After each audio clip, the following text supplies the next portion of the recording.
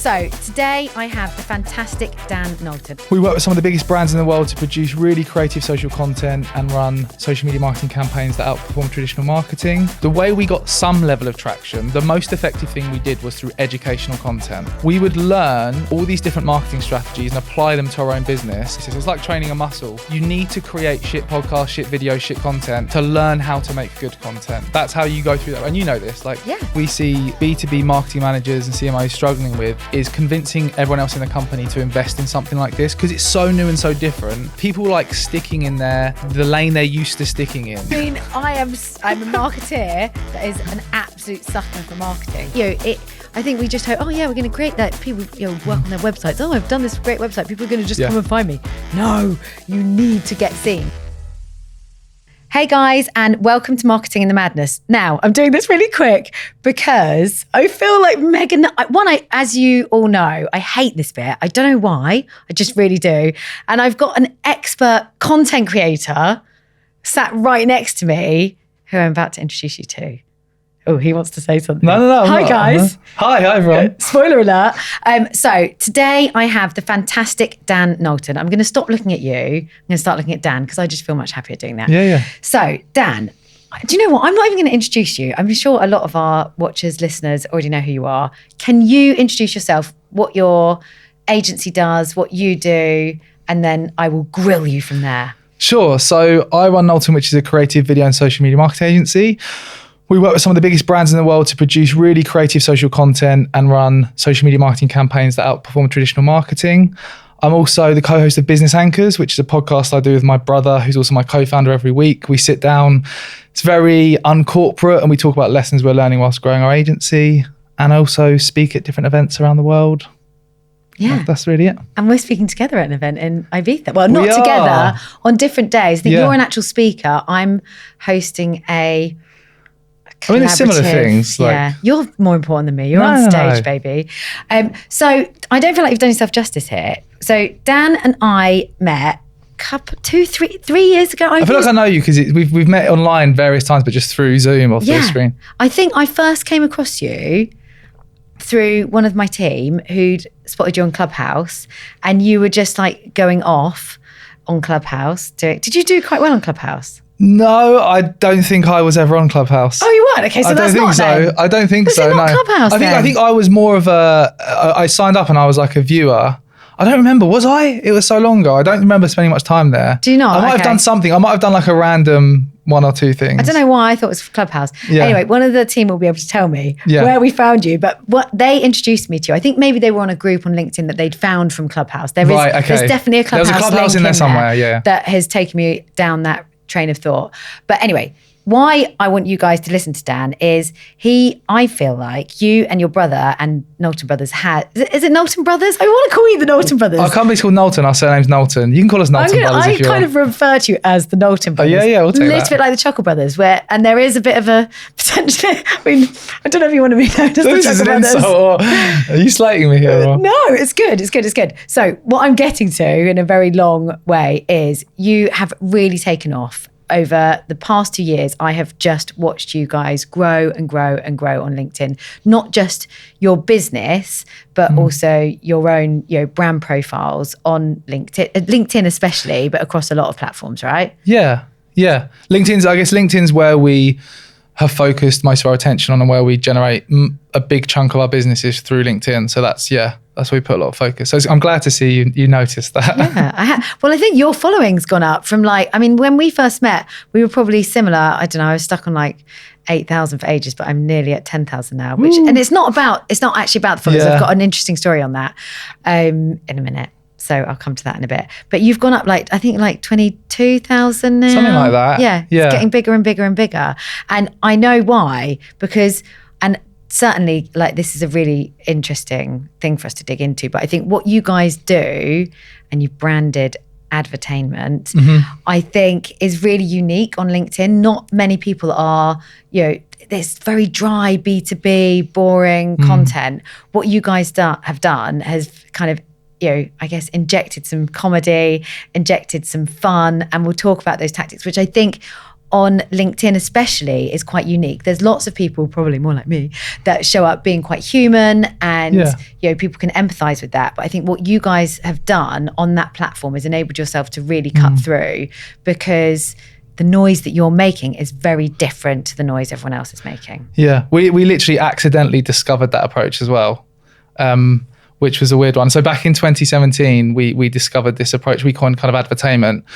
But before then, my brother and I started our agency in our parents' sort of spare room around 2015, 2016, when we spent the first couple of years trying lots of different things to drive new business, like you do, when you're new and, what do we do? What do we do? Creating content, running ads, learning about SEO, building websites. We were doing all this stuff to try and test lots of different things. And it worked all right. And we got some small kind of clients under our belt, but we had quite flat growth until 2017. 2017, we had this idea. I want to tell you this story. So we wanted to create a testimonials video that would help us drive new business. We had some clients under our belt, so we thought right, getting them to say nice things about working with us, that's going to help attract more new customers. That's the logic, right? However, we knew that testimonials videos are boring. Like, no one really gets excited to watch someone's customers like, oh, your Knowlton are brilliant. So we came up with a creative idea. We went out and shot actual interviews with our customers because we wanted to get them saying nice stuff about us, that real credibility and social proof. But we also dressed up as different characters with fake mustaches and wigs and things, pretending to be our own customers, saying how brilliant it is to work with us. And it was a comical script where we were pretending to be these characters saying, it's great working with Dan and Lloyd. And we cut those fake interviews in with the real interviews and posted it online. Didn't think anything of it. Woke up the next day and it literally had thousands of views, hundreds of comments of people saying, this is brilliant, we love this. And it drove more new business for us than anything we'd ever tried in those previous 2 years. And for us, that was a real light bulb moment. That was when we kind of realized you can create this win-win situation where you produce content and run marketing campaigns that drive a kind of selfish objective for us of driving sales, but we delivered it in a selfless way so that the people consuming it actually enjoyed consuming the content that convinced them to become a customer. And for us at the time, it was what? We've created this win-win situation. And for me personally, I'd always hated intrusive, annoying marketing. When someone's really trying to overly sell things to you, ads you can't skip and that kind of stuff. This was our big light bulb moment of, wow, we've discovered this unique approach that it's a win-win situation for us and the people we're trying to convince to do something, they're enjoying it as well. Did that then change the kind of, so up until that date, were you creating, I'm not going to beat around the bush here, but more bland content? Did that change actually what your business delivered? So those first 2 years of trying and testing lots of different things, the way we got some level of traction, the most effective thing we did was through educational content. We would learn all these different marketing strategies and apply them to our own business. And whenever we achieved some level of success, grew 10,000 followers on Twitter or a certain amount of traffic on our website, we'd create a detailed article, which was a written blog on our website, and taught other people how to do it. And that was initially how we got traction, through educational articles, then started to create some video content, educational video content that, looking back, was awful. It's still on YouTube now and it's so cringe watching it. I'm so going to watch that. No, it's so bad. Yeah, if you scroll back on our Knowlton YouTube to some of the first videos, it's it looks and sounds like it's recorded on a potato. And it's just I'm literally breathless because I'm so nervous. Bear in mind, I'm in my parents' spare room with a phone camera sellotaped to my computer screen filming this because I didn't have any cameras. Hello, here's how you... Oh, God, it's so bad. Yeah, but do you know what, though? That is such a good lesson. Yeah. Same. I remember... So I was just saying to you, the people that we work with on the podcast, we've in-housed, out-housed, done it ourselves. Yeah. And we're actually probably going back to, and I think they're going to be producing this podcast, so hi guys. But we're going back to the original guys that helped us. And if I go back to think about when I first started podcasting, which would have been just over 3 years ago, I was so nervous. I had to read I had a script. They even wrote me a script. Hello, welcome to the podcast. Yeah. And it was just so I actually listened back and it's not as bad as I feel it was in my head. But I hated listening to myself. Now I listen to myself all the time. Yeah, you love Hear it. myself in the office. I'm a fucking celebrity.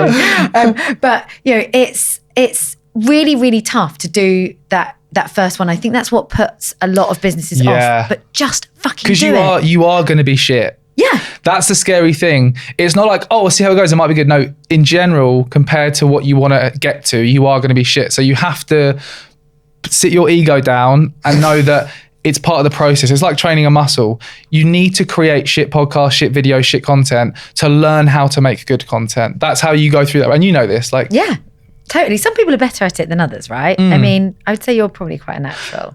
Yeah, but so you say that, I've created like thousands and thousands of videos and things and content and spoken on stages. And for the first like 50% of most of that was crap. And then started to get some traction and really started to learn and improve. And yeah, it's like anything, like when you do it more frequently, you feel comfortable doing stuff like this. You're especially like speaking about a topic that you're passionate about and you talk about a lot, marketing or business. You know, if you ask me to speak about anything else that I'm not interested in, it'd be very difficult. And isn't that funny though? Because I'm so the same as you like that. Not everyone's like this. I'm really good at talking about the stuff we talk about on the podcast because it's what I know, it's what I love. I live and breathe it every day. My brother asked me to talk at his wedding, and my auntie, when she died, my uncle asked me to do like a eulogy at her funeral, and I can't do it. I'm so nervous. I'm like shaking, and I've done a lot. So your comfort zone, isn't it? Yeah, I've done a lot of public speaking, presented at awards. Just that's been my life. I've always been, loved attention apparently, and put myself front and center. But that's in the workplace or at school, and it feels very different to when I'm talking about personal stuff. Yeah. I think this is like a lesson I learned early on. Like when I started to get on video and speak at events and stuff in a very small way early on, I felt like I had to play this character that people wanted me to be. And I had to come across like I know everything and like I'm brilliant and I can't make any mistakes. Whereas now, after like 7 years, I feel comfortable in my own skin. I don't know everything about marketing. I don't know everything about business. I'm still figuring it out, but I have done all right up to this point and learned a lot in that journey. And I feel comfortable like because I can accept that I can just be myself. And I think that's like anyone who's thinking about creating content, doing podcasts, speaking, anything where you put yourself out there and it's nerve-wracking, the thing that really puts me at ease is knowing like, I'm not going to be perfect. Like even on this podcast, I'm not going to be perfect. I'm not going to say the best stuff, but I'm going to try my best and say everything I know based on my own experiences. Yeah, that has been a big game changer, I think, in LinkedIn. So we both work in B2B marketing. So I feel like we're going to have a really fun conversation. Yeah, okay, today. yeah. I'm super excited to learn and just explore everything that we both do together today. But I do think there's been a really big step change, and it's really, it's hard for some large businesses to do this. And I think almost easier for us being, smaller business owners. But that human approach to marketing and, I guess building your own personal brand feels to me like it's more important than ever.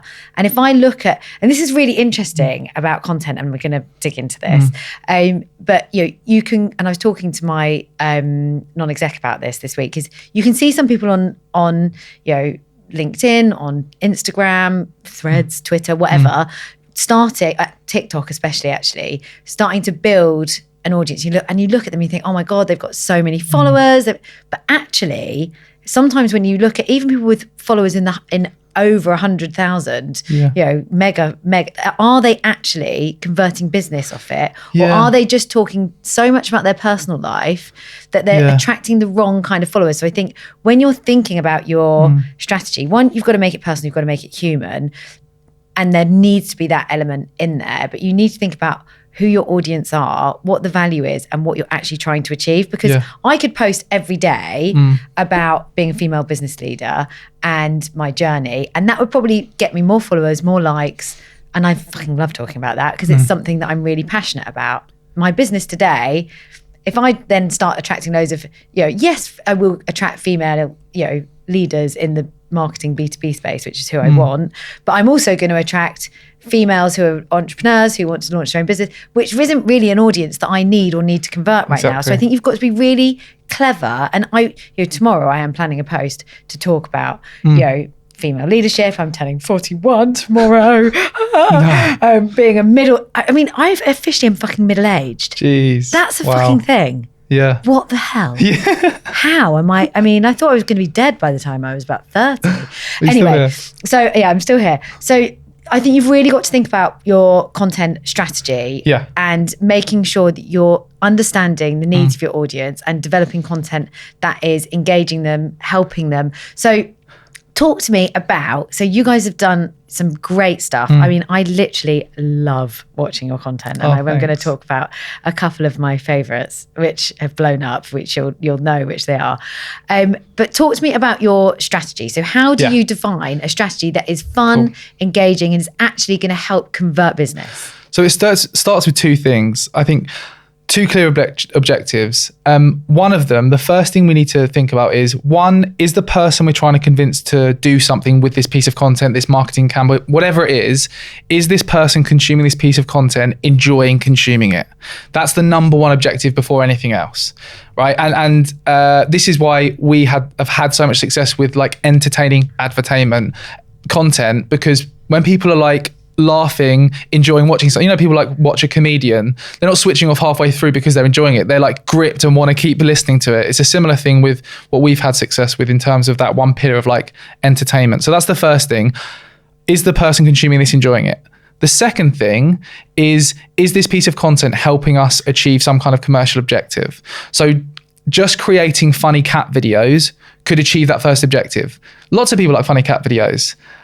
But if you run an accountancy firm and you're looking to target small business owners aren't being convinced to sign up to your accountancy firm through funny cat videos, right? It's a stupid, simple example, but it needs to achieve that second objective. So what we've had a lot of success in is integrating those two things and creating entertaining content that cleverly ties in sales messages and credibility and social proof within the content. So I'll give you an example. Can I give you one of my favorite examples that we've done? And do you know what I'm going to do? Go on. Because we're mixing up our content. I'm super excited about this. I'm going to ask you to give me the clip, because in case I forget to ask you afterwards, let's just ask you live. And we're gonna if you watch some of the if you watch this on YouTube, then we'll show the clip. So one of our more recent, I'll give you some client examples as well in a bit, but one of my, a recent example from our own agency that had a lot of success. So we got inspired by a TikTok creator called Jack Joseph. Don't know if you've seen him. He's a young, like 20-something TikTok creator, and he produces these short form sketches and skits that tap into Gen Z and millennial culture. He basically takes the piss out of situations that Gen Z and millennials will relate to. One of the things he takes the piss out of, he does this series about being in a GCSE drama class, like a drama class at school. If you've anyone watching or listening, if you've ever been in a GCSE drama class, did you do GCSE drama or drama at school? I mean, why the hell didn't I? You should have. Yeah, it's so in my bag. So if you've been in a GCSE drama class, there's lots of relatable things in that situation that like people running around with having smelly socks and people overacting and things. There's all these little relatable things that if you saw that piece of creative, you'd be like, oh my God, I so relate to that. I saw this series and I was like, oh my God, I so relate to that. That is like, I remember that and had to comment on it, had to share it, everything I was sharing it on because it had related to a situation. So we saw that.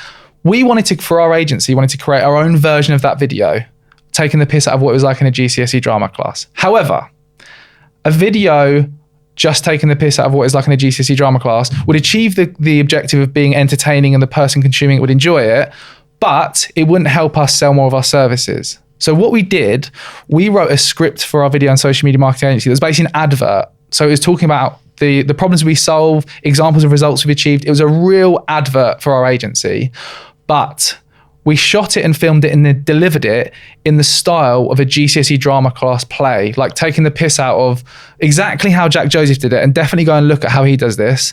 But it was like delivered in a comedic way. So we posted it online, and again, similar thing to like the testimonials video, hundreds of comments from marketing directors, CMOs, like people who are in that age demographic that relate to the situation are like, wow, this is amazing. Also drove tons of new business. We won a contract with a large distillery up in Yorkshire that literally messaged us and was like, that video has made me get in touch.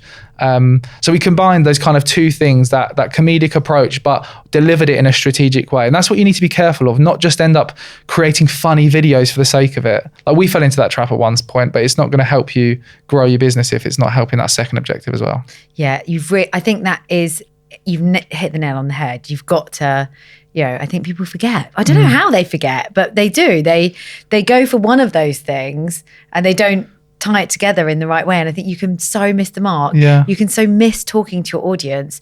I very much, and in fact, we've got a fantastic lady, Charlotte, in our content team who is a social influencer in her own right. She's called the Bournemouth Mum. Nice. On Instagram and Facebook and various other platforms, TikTok, etc. So she does really well. But her objectives were different to mine. So when I'm talking to her, I'm like, but all my content needs to have value. She's like, yes, most of it needs to have value, but also people want to know who Katie is, and you need to give more of you. So I've started to change. I mean, I don't know that I'm going to ever do loads and loads of comedy. I think I accidentally do comedy without trying, and I just do that across my whole life. But yeah, it's super interesting. The other person, I don't know if you've met her, and I feel like this is like a live on air, potential future thing that you could get involved with me on, and I'm not going to be able to. You might have the same issue as I am. So, have you heard of Funny Women? Yes, Funny I think Women. so, yeah. So Lynn, the founder, I met at Madfest a couple of weeks ago, and I just feel like there's potentially a serious collaboration that we could talk about, because she hosted a talk at Madfest around the importance of comedy, or not the importance, the opportunities of comedy in ads and some of the really amazing campaigns that have happened. So they had some really awesome speakers, and it made me think, in the B2B space, we're so far behind. It's made me really excited about our conversation today.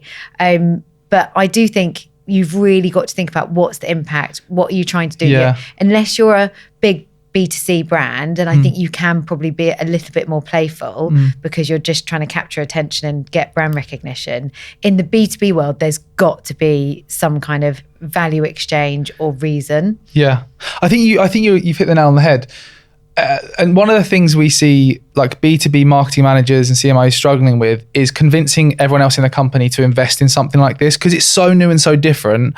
People like sticking in there the lane they're used to sticking in. Like, they're putting their neck out there if they're saying, let's try this really out there thing that, you know, could push boundaries. Like, that's one of the biggest frustrations I have in the marketing world, especially in B2B, is marketing managers and marketers have all this pressure to continuously improve results and improve what you're doing, get a better ROI, but like the people above are kind of sometimes scared to try something new, like this kind of advertainment approach. But I think what you need to do is kind of pitch it well to whoever you got to pitch the idea to. Show them examples of other companies that are doing this. We recently did a podcast episode 149 of the Business Anchors podcast, titled "How to Convince Your Boss to Do Anything."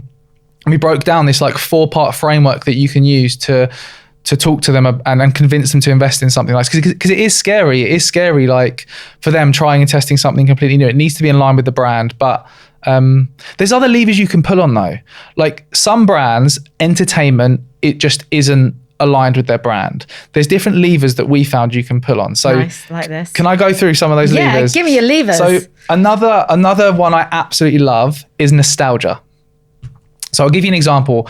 We're just about to launch a secret relaunch of an iconic 90s drinks brand that I can't reveal because the teaser campaign's about to go live. Can you tell me after? I'll tell you after.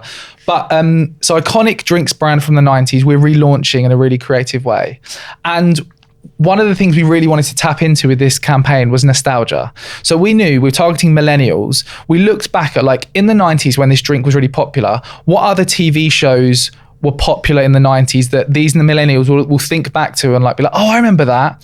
So we did tons of research and looked at TV shows in the 90s, and we hired celebs from the 90s to be part of this campaign from these TV shows.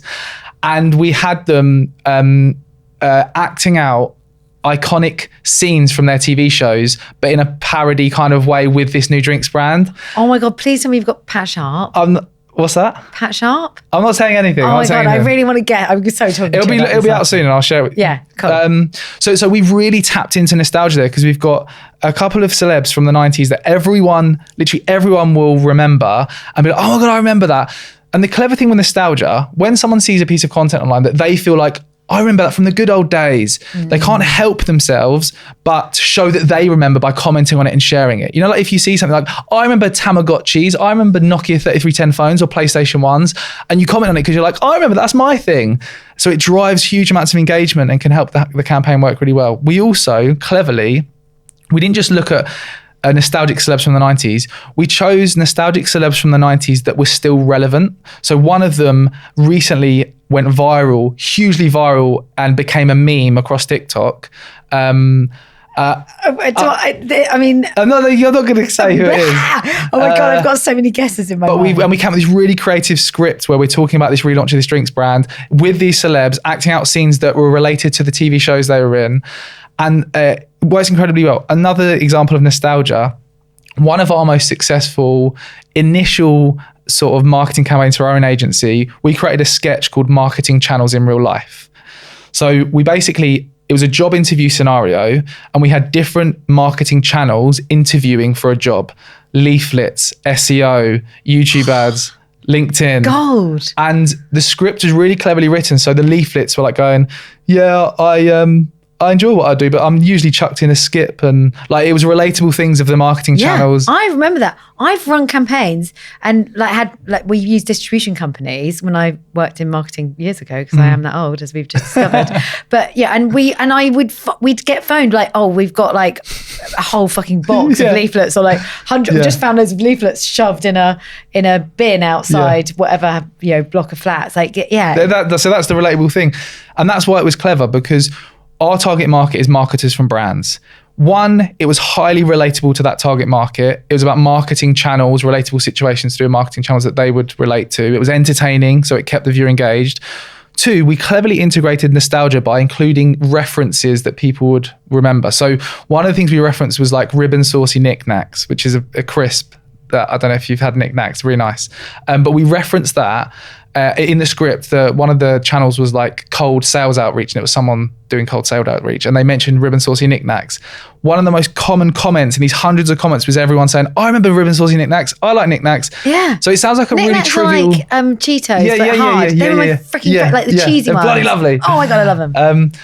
So it sounds trivial, but that one reference in the script for that one video got hundreds of people commenting on, helped that piece of creative on LinkedIn reach thousands and thousands more potential customers to, again, filter and attract new business to us. And then we've got all these other creative assets, case studies, testimonials, social proof that are, like you said, have that commercial benefit of not just haha funny videos, but are showing like, here's amazing results we've achieved for like the BBC. We're currently supporting them with their TikTok strategy. With that drinks brand that I mentioned, with Wall, we've worked with Wall, one of the longest running male grooming brands for years now. There's all these things that we filter people into. Look at this fun content, haha, and it's relatable to marketers. Oh, actually, this brand Knowlton, they do good stuff. Oh, well, here's why I should buy the product or buy what they're selling. I love it. It's so clever. So one of the levers that, can I guess a lever is comedy, although we haven't mentioned it. Yeah. So nostalgia, comedy. What other levers you got in your back pocket? Another one. So triggering emotion. Yes. This is a huge one. So as humans, when our emotions get triggered, we take action. And one of the ways I can prove this is if you look back through, if you're on Facebook or any social platform, anything you've shared, I guarantee you can look at that and think, oh, that made me sad, or that made me happy, or that made me laugh, or that made me feel like, or sorry for something. Your emotion's been triggered and made you share that, right? So one of the levers you can pull on is triggering emotion. I'm going to tell you about a really boring campaign we did that had incredible results because we triggered emotion.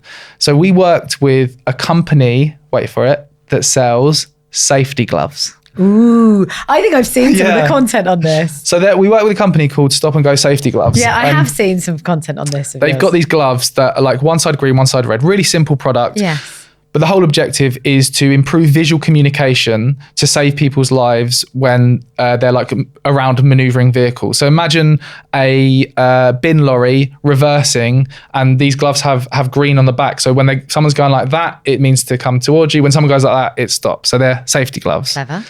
They came to us with the objective of driving leads from senior decision makers in the health and safety sector that converted into contracts for their gloves. They wanted to sell millions of these gloves. Actionable, proper strategies that get sales results. Exactly. We had a two-pronged approach. One of the approaches was entertainment and comedy, which I'll park that for a second. The second was triggering emotion. So we created a lot of content that spoke about this sounds like morbid, but like deaths in the waste sector when people are around maneuvering vehicles. Like 30% of the deaths caused are people around maneuvering vehicles in that sector. And we had this kind of sort of sad music, very emotive, with a voiceover talking about that one of the key hooks at the start of the video was like, stop scrolling and save lives. And it's really visual, the gloves there. And then it talks about how you can save the lives of your team, because we're talking to like the decision maker, the health and safety manager. You can save the lives of your team by investing in these gloves. And it really, the second thing that really worked with it is it tapped into data. So this data around 30% of the deaths, and we had lots of data around the percentage of deaths you could stop from happening and that kind of thing. And it worked really well because we painted the picture of, if you don't invest in these gloves, this is what can happen. The other way you can tap into emotion is, if you do invest in our product or service, this is how good you'll feel. This is what, we see this all the time with products like, the whole before and after. It's like, I invested in this drink and this. Yeah, look at me. I mean, I'm a marketeer that is an absolute sucker for marketing. So any kind of, oh, look at this face cream. I'm so much happier now. Yeah, so tapping into emotion is and it doesn't just have to be, like sad emotion. It can be happy. It can be, there's a whole range of emotions that you can tap into. But if your content in your marketing campaign makes someone feel something, that is what's going to drive action. There's a really good one out at the moment. I don't know if you've seen the... God, I can't actually remember who it is. I think it's Dove. Is it Dove? Oh, okay. They've done loads of like real emotive ads. They've done... that's why I'm thinking it is Dove. I'm pretty sure it is. I can't remember the brand. But and I actually posted it on my Instagram stories because I have sadly had eating disorders in the past. Yeah. And it talks about them, and also I'm a mum of a teenage daughter, and how toxic the beauty industry is. And it takes you on a story of this little girl, and it's real footage of her from when she's like 6 or 7 all the way through to being a teenager, and being admitted to hospital for having an eating disorder, and then her now in recovery.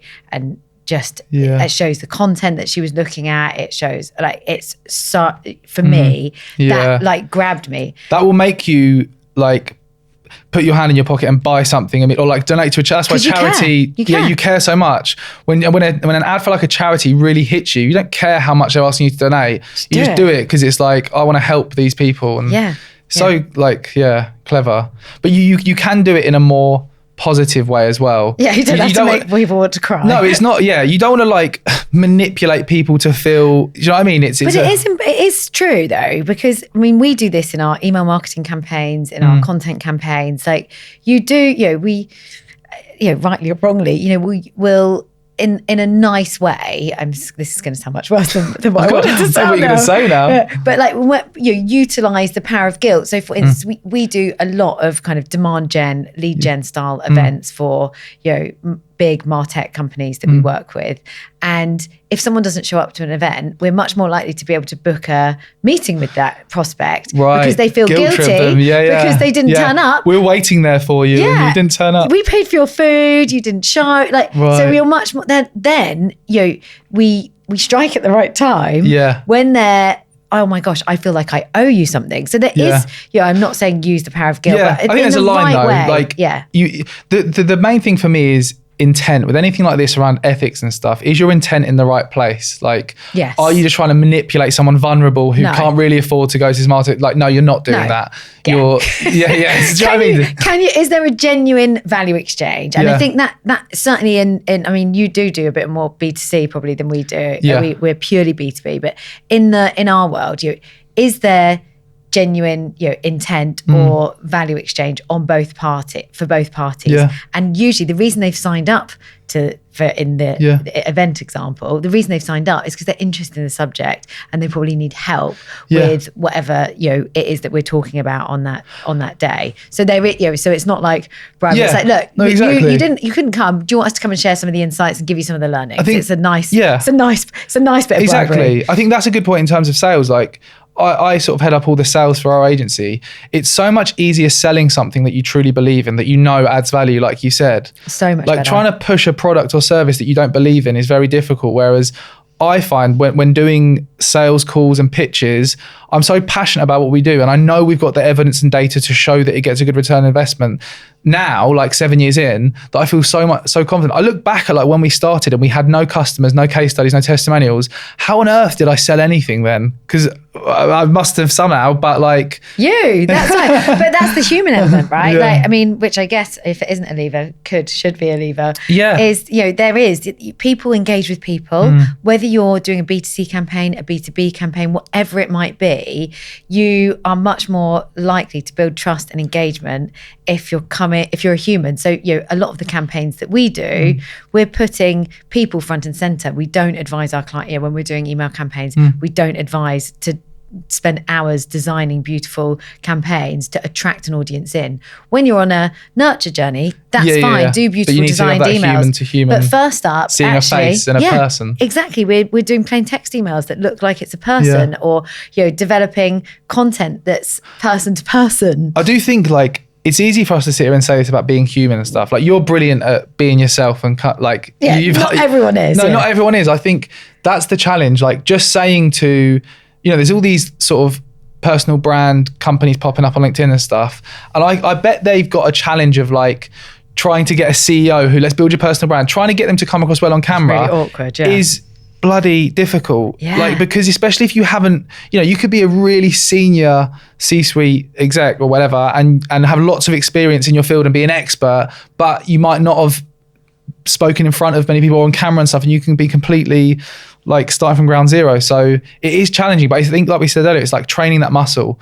The thing that I found with doing a podcast is it helped me get better at speaking on stage, because every week I sit down with my brother and co-founder and we chew the fat and talk about in a fun way like this, all these challenges we're facing, funny stories, stupid mistakes we've made and examples, and we come to that with interesting points to make. All of that helps when you're on stage and you're delivering and talking about things. It's just in your head anyway. So doing something where you're talking about it on a regular basis can really help as well. Yeah, well, it helps you explore stuff. It helps you get confident. There's so many advantages to this kind of stuff. So I've got another question. We've talked a lot about the levers, the, I guess, emotions, the strategies that kind of give you that either value exchange or a compelling piece of content. How do you... Okay, let's talk about the more tactical side of things. How do you create something that people want to engage with, in terms of, do you have like, and I'm going to just get really simple here, like video length times? Are you talking mainly about, do you guys just do social videos? What kind of content and tactics do you use? So video length, just quickly to nip that one in the bud, a video can be as long as it is good. There's no video should be 15 seconds, 10 seconds, 7 seconds. Like it should be as long as it is good. That's the simple thing with that. Oh, I love that. As long as it is good. But in terms of like, where do we start? So everything we do starts with, who are we trying to convince to do something? That's the starting point. Like marketing 101, who's your target market? Who are we trying to convince to do something? I'm not just talking surface level, like Steve from London, who's a builder, who's got 2 kids. It's deeper than that. It's understanding, what does Steve, who's from London with 2 kids, talk about in his mate's WhatsApp group at the weekends? What does Sandra, who's picking her kids up from school, talk about with other mums? Or Dave, picking his kids up from school, talk about with other dads? What are these things? Like, what TV shows are they currently watching? What movies are they watching? Like, understanding that deeper level can then help you work backwards from there and create content concepts that tap into those interests that you can cleverly then tie in your brand to. So I'll give you an example, a brand that we work with called Cameo Apples. Love all the stuff with Cameo Apples. So Cameo Apples came to us like 5 or 6 years ago now, 0 online presence. No one had ever heard of them. Like, we've heard of like Pink Lady apples and that kind of stuff. Love a Pink Lady. Cameo Apples Granny Smith, Pink is Lady. a delicious, sweet and crisp apple. I've worked with them for 5 years now. Like, I know all these points. They are good apples though. You should try them. Yeah, I mean, you need to have them in your bag. I need one of these apples. So they came to us with this objective of, right, we want to get stocked as a branded Cameo apple in the top 5 UK supermarkets. Help us do this. And we came up with this unique approach over the last few years, where we wanted to create a real buzz around their brand with their customers and create this kind of case study to take to Tesco, Aldi, Lidl and say, look at all these millions of people who give a shit about our brand. You should stock us. Look how excited they are. So there's been a few different parts to this. The first real focus for the first couple of years was Facebook and Instagram, because it was a lot cheaper to run ads and things there at the time. We came up with this really creative concept where we did research into the target market to find out what TV shows and movies were they watching at the time. One of them was Dancing on Ice, okay? Bear with me here. So one of them was Dancing on Ice. So we knew the target market was watching and talking and thinking about Dancing on Ice. And each year it comes on and everyone's like tweeting about it and stuff. So what we did was, they sell apples. We built, Gogglebox, the TV show Gogglebox. Yeah. We built a miniature set with apples that made it look like apples were the people in Gogglebox commenting on the Dancing on Ice show, right? Bear with me. Each week we would look on Twitter to see what the trending opinions were about the show. One year, Gemma from Towie was on it and she fell over and everyone hated her and it was all this big uproar about that. Loads of the trending tweets are about Gemma. So we would create content where these apples would comment about Gemma, opinions that we knew millions of people had, and then we'd create this content, run ads to target these people with apples talking about the opinions we knew they had. So they were obviously going to agree with it, and the people that didn't would disagree. Millions of people saw it. Thousands of people commented, engaged with it. And it was subtly promoting the apples. It wasn't saying buy our apples. They were watching 2 to 3 minutes of apples talking about the TV show they loved. That's one thing we did. Another thing we did was, do you like David Attenborough? Yeah, of course I do. So David Attenborough brought out a series called Our Planet. Yeah. We did like a parody where when that was like, everyone was shouting about it, we put an apple on a beach like a wild animal. We had a David Attenborough voiceover comment on the apple, like, here we have a wild apple, like that. I can't do it, but. That was really good. And then we cut clips from the actual series in and created this big parody, worked incredibly well. One more example, when Game of Thrones season 8 came out ages ago, we did a parody where we had a guy who was dressed in a suit of armor on a horse, and we positioned him as the biggest Game of Thrones fan ever. And he was like, I come into work with my sword and my armor and all this. And he was a Cameo Apples employee. Again, tons of views. Everyone was talking about it, did incredibly well. So we got millions and millions of views on Facebook and Instagram for the first few years, helped them to get stocked in Lidl, because they took that and pitched it to the supermarkets. Lidl stocked them. This year was even more exciting. We started there, it was getting more expensive on Facebook and Instagram. So we said, right, we need to focus on short form vertical video platforms, namely TikTok. So we were like, it's more cost effective to market on TikTok. We should try and test it. We did a small test, did incredibly well. January, we started their account from scratch. In 4 months, we generated 11 million views, 200,000 likes, comments and shares, 14,000 followers, and helped them to get stocked in Aldi this year, which is another big success. All like, I don't know if you've seen what like Wendy's is like on Twitter, but we had a similar personality where people were commenting stuff like, oh, this is a fake account. And we'd reply to them in a witty kind of tongue-in-cheek way, and got TikToks that got millions of views. And yeah, it was just a well-fun one to work on. Yeah, it's so nice though that you're really playing into the psychology of marketing across everything you guys do. What sits behind it, regardless of the tactic and how you're pushing it out, is something very clever that's tapping into human psychology and creating fun, engaging content that resonates with whoever that end user is, and is getting them to take it's actionable content as well. Yeah. Can I ask you about, right, so you kind of referenced it was cheaper at the time. So of course you're creating really great content, which we want to go viral, but loads of people a lot of people create great content, put it up and just hope that it's going to get found. Now, this is one of the things we do at Street is we push content out. So we use marketing automation platforms where we're getting it in the faces of the people that we need to see just as important, because I think we just hope, we're going to create that people work on their websites. I've done this great website, people are going to just come and find me.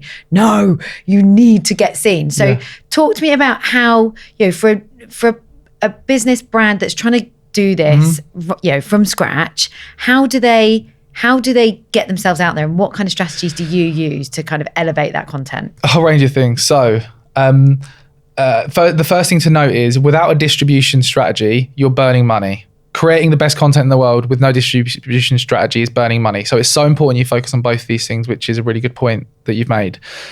Secondly, in terms of approaches you can use, so things that we've had a lot of success with, paid social ads.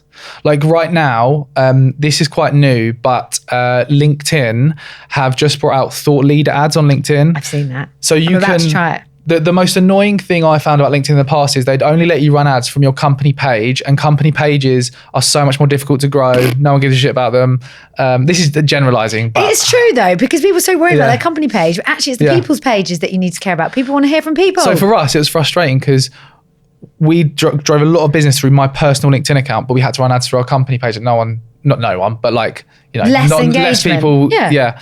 But now you can run thought leader ads where you can put paid media spend on LinkedIn behind like my organic content that already has tens of thousands of views, hundreds of people commenting on it. So it's going into people's feeds with all that social proof. Already, like we started testing this the last couple of weeks. We've had like 5 or 6 leads come in that have literally said, I saw this video, which we know is one of the ones we're pushing with the ads. Can we speak to you? This is brilliant. And like, it's just working incredibly well. So LinkedIn thought lead ads is something I'd really look into. And that's what you're using right now. Oh my God, I need that's you one of many things. I need you to show me. Yeah, I'll show you. I went on to try and do it the other day and then it got declined. It's really annoying because you have to set the objective to engagement or reach when you set up the campaign. There's a few like hoops you have to jump through that make it easy, but I'll show you after. Would you recommend engagement or reach as which one would you go for? We've just started testing engagement. Yeah. I think reach you pay, like whether or not someone engages with it, you just pay for it to get served in someone's feed, whereas engagement you're paying when people are engaging with it. So yes, like I think it depends if you want to reach tons of people, if you want those people to engage. Yeah, engagement I think. We're still testing. Yeah, it's better. And sorry, I've got questions on this. So say you've done your video, you've put it out, you've set it up. What kind of budget are you putting behind a video? I'm just asking everything. No, I guess so. And I know that you're brilliant, so you're telling me. No. So I'll give you an example. Just like this week, I put 100 quid behind 5 different videos as a test. What, 100 quid each? No, 100 quid behind like 4 videos that we posted a while ago. Yeah, this is just a little test. It could have just gone to shit. But no, we're running other ads for our podcast and stuff that's like a few £100 a week on so LinkedIn. It's not, you don't have to have 5 grand. Like you can do it. For us, like talking about us, we run client campaigns and stuff. For us personally, we've spent the last 7 years building up organically my personal brand. So we don't have to put loads of money behind stuff because we've already got 20,000 people and reached tons, like built an audience of our target market already. So yeah, that's something that they're really focusing on at the minute. Other things like for client campaigns and stuff, things like working with celebs and influencers. Again, with this relaunch of this drinks brand, like I mentioned, we're working with those celebs that were cleverly chosen and they're going to be helping. They've already built trust with an audience that we can tap into. So that's another kind of distribution approach. PR, like, paid pay-per-click ads. What else? Tapping into your network. Like a lot of people when they like post stuff, specifically LinkedIn, they're like, no one's commenting on my stuff or engaging with it. But unless you're proactively having conversations and engaging with other people first, no one's going to comment on your stuff. So have like a proactive outreach approach of commenting on people's things, and that will show that you've got relationships with different people on the platform. I think they're the kind of main ways we focus on distribution. Do you use, we just had a few sessions and we're using it on a couple of clients, but we're getting deeper and cleverer. Go on, I'm intrigued. Hey, anything like Meet Alfred, and do you even know what Meet Alfred is? No idea what that is. No, I mean, I'm not going to explain it very well. My team would explain it so much better, but it's a LinkedIn plugin that, and now I don't know, me and my non-exec were talking about this the other day. I do everything for me at Street organic, but I really want to start pushing some more paid stuff because similarly, we traditionally used the company, where we tried to, and it just doesn't work as well. Yeah. So I'm super excited to try it. But my non-exec was like, I think when you use Meet, because Meet Alfred is basically like you're pushing that content through, connection requests and to your target audience and LinkedIn messages. Still a value exchange, not like those really crappy inbox messages where you get, I want to work with you. Is it? Dear who the hell has told everyone in India that we should be called madam? I mean, you don't get this because you're a man. What did they call you? Just hi. I don't know. I get called madam. The whole of India seems to think that the UK wants to be addressed as madam. Yeah. Guys, I'm just telling you now, don't do it. But yeah, I think there's some really interesting tools. I don't know what that does, and it'll be interesting for me to test this. Yeah. I would check that they're not violating the terms and conditions. I don't think they are. They're not? Okay, no, they're cool. fine. So it's a plugin that you can use, but I don't know if LinkedIn then figure out about it. But anyway, interesting. we're about to test it out. Yeah. We've been doing some stuff with clients, and we're about to test it out on Street. 'Cause I always like to. Interesting. Yeah, Let me know clients how that it already goes. had it, so we're now testing it out on Street, because it's interesting. We use some really clever email marketing automation tools, but there are some very clever. We're really seeing a huge uplift in LinkedIn and that side of things. So it's been interesting. to see. Can I just talk about one more thing that I'm really passionate about? I know, and we are probably out of time. Just one quick thing, AI. Oh. Right, so I'm not an AI expert or anything, but we have been trying and testing different AI tools, and I honestly believe that businesses that aren't embracing AI are going to get left behind. 100%. Like there's some unbelievable use cases. Can I just share a quick example for how amazing AI is with a recent client project? So we are working with a very well-known British broadcaster and supporting them with their TikTok strategy. And one of the things we did, we're like creating this strategic playbook to support them and their production teams to produce content optimized for TikTok. And then the playbook supports their marketing team to distribute in the right way and that kind of stuff. So we brought all these different people from our team in different areas of the team, from production to post-production to marketers, to contribute towards this playbook that we all put into like a big link, a Google Sheet. So it was a big playbook with everyone contributing different parts to it. The struggle with that was everyone has a different way of writing, a different tone of voice. It wouldn't flow very well. So normally you'd have to get a copywriter or someone in-house to go through all of that, rewrite the whole thing in a certain tone of voice. What we did was use ChatGPT. We wrote an introduction in a tone of voice and a style that we wanted the whole document to be written in. We said to ChatGPT, here's the tone of voice and style we want this whole document to be written in. Rewrite all of this below in this style. It rewrote the whole thing in the tone of voice and the style, so it was all succinct, and obviously needed proofreading after, but saved hours and hours and hours of time. Like, it's just amazing. Like, think about two businesses. Business A can produce their work and results more efficiently and more effectively, get better results. Company B can't. Which one do you bet on? Company A. and AI and things like ChatGPT and Midjourney and stuff. Midjourney, another one. Like generative AI to create imagery. We used to invest hours and hours and hours and hours in producing visuals for concepts when we pitch a brand. Like, hey, Eurotunnel, this is a real example. We've got a concept where we want to ski down a mountain with a kitchen sink to say that you can take everything in your kitchen sink when you go through Eurotunnel. We actually produced this campaign years ago. At the time, it took us ages with Photoshop to produce that visual and make it look really good. Now you can type guy skiing down mountain holding kitchen sink, and in 2 seconds the visual, brilliant. It's amazing. It's there. There's another platform that does that. We've been, in fact, they're coming on to the podcast. No, Riff. Oh, okay. Have you heard of them? No. I mean, that's more about inserting. Maybe it's like changing the content so you can do product placement. But yeah, similar kind of stuff. It's super clever. Like the future of content creation. There's so many good. I think people think what's annoying, or for me is annoying, and I'm all up for a shortcut, and I think it's really innovative. But we're cheating. We can't do that. It's not real. It's not authentic. It's not.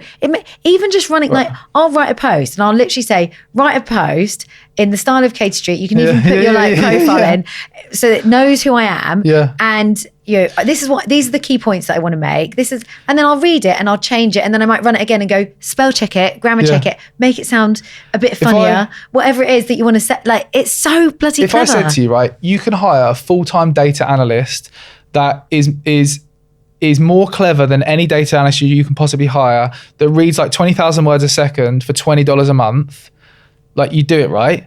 Like, we use one way that you should use it for this podcast, which we did for ours. Yes. I input to ChatGPT all of our top performing podcasts over the last 3 years, the titles, like the top 20, and I put our bottom performing podcasts in the last 20 years in terms of number of downloads and average percent consumed. And I said to ChatGPT, here's the top performing ones, here's the bottom performing ones, analyze these podcasts, look for patterns, tell me why the top ones perform really well, why the bottom ones didn't, and give me suggestions for new podcast topic episodes. The response was insane. Like, genuinely, I was like blown away. I instantly went to Lloyd, like, look at this. It would have taken me hours, like days, to do all of that, to research. It said, it was like, one, the podcast topic titles that have a clear value proposition showing how someone could do something with a case study and a number in a title are clearly working better because da da da da da da da. 2, when it's focused on achieving a specific thing on social media, people seem like they're more responsive. And it came up with this list of things and this list of ideas for new podcast topic titles. It is mad. And bearing in mind like how quickly this stuff's developing and how early on it is, you really have got to start trying and testing this stuff, because I guarantee you any competitor that's using this is going to be doing your work more efficiently, more effectively, can either charge less or have a bigger markup on whatever they're doing, so make more profit to invest back into the business. This is why we're so hot on it at the minute, because like every day we've got an AI Slack channel. Every day different members of our team are like, I discovered how to do this thing that I was taking 3 hours to do before. I did it in 2 seconds. Yeah. That's a team member's 3 hours saved. Yeah. Think of it as a business for us, that extra capacity that they've got to invest in doing better work for our clients. And our clients are getting better value because we can invest less time to get better results. Everyone's It's just winner. wild. It's really wild. Well, that's why it's called AI. Blah, blah, blah.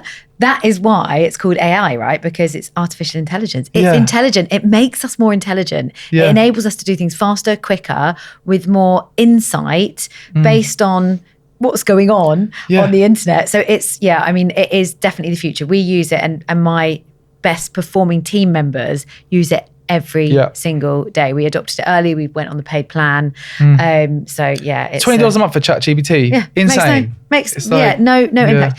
Bottom line, top line, all of the above. Yeah. Dan, I literally could talk to you for so much longer. I've got so much more I want to ask you, but I'm going to get kicked out of the studio. So I'm going to leave it there. Oh my God, I feel like there's like a whole other episode where we could dig into. Sorry, I do talk a lot. I get passionate about this stuff. Me too. So good duo. It's been amazing to have you on. I'm super excited to, we do use ChatGPT, by the way, to do some of the show notes and stuff. Yes, so you can see what it does if you go and look at the show notes. But yeah, thank you so much for coming on. I've learned so much. You've inspired me. Good. So I really hope our listeners and watchers have been inspired too. And a big thank you for coming on. Thanks for having me. Really enjoyed it. Hey guys, it's me again, Katie Street. I hope you enjoyed today's podcast. If you did, I want to ask you a really big favor, because it will help us reach and help more people. Can you head over to Spotify and or Apple Podcasts and give us a little 5-star review? On Apple Podcasts, you can also leave us a little comment about what you love. I love to hear from you. We're only a few weeks into launching the podcast and we've already had some fantastic reviews. I love hearing from you. Please, any tips, anything you want more of, less of, feel free to put it there in the comments. But yeah, a big thank you. Do go give us a follow, and I hope to see you back here very soon.